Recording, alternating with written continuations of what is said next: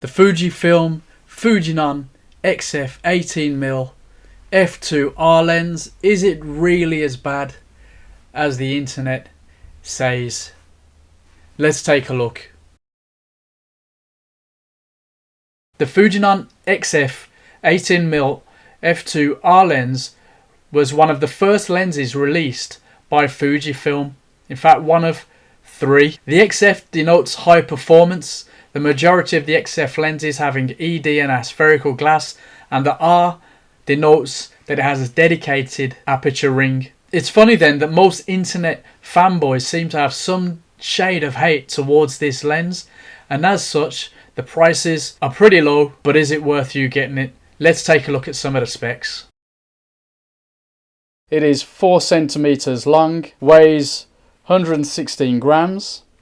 It has a filter size of 52mm. Now, if we relate the focal distance to a full frame lens, it's a standard wide angle at approximately 27mm focal length.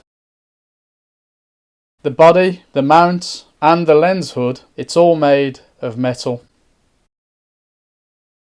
My personal experience with this is that the AF speed is good, especially on a body like the XT1, which is where mine basically lives. It's nothing special, but it's adequate for the sort of work that I'm doing: wedding photography, portraiture. Although you wouldn't typically use a lens of this focal distance for the majority of your portraiture work. As you can see there, it has third stops, and it also has a stop there, A, which is automatic mode.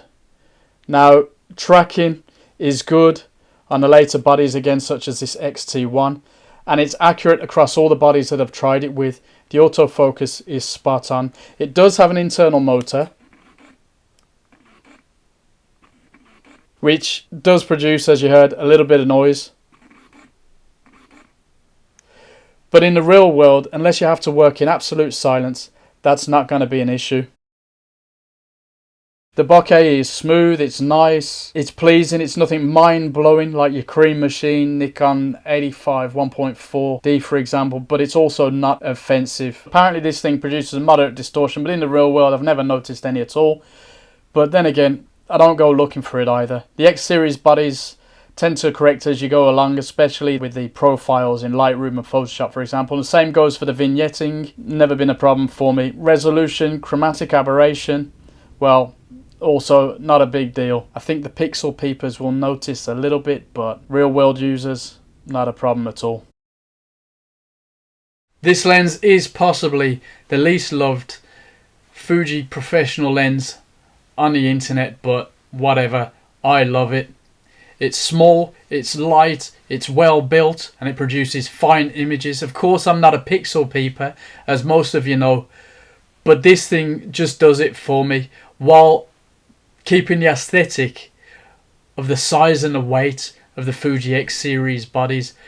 Yes, I'd love something wider, such as a 14mm, even a 16mm 1.4 is very attractive, but they're heavier, more expensive, and they don't offer that much extra width. So it's as simple as that. You can pick it up dirt cheap now. Don't think about it. Go out and get it. If you're into your prime lenses and your Fuji X series bodies, this is a no-brainer. As always, let's hear what you think below. The conversation starts there, and that's really what these videos are all about, for us Fuji X series fans to share experiences and recommendations. So those are my thoughts.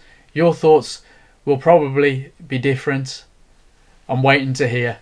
Thanks for watching.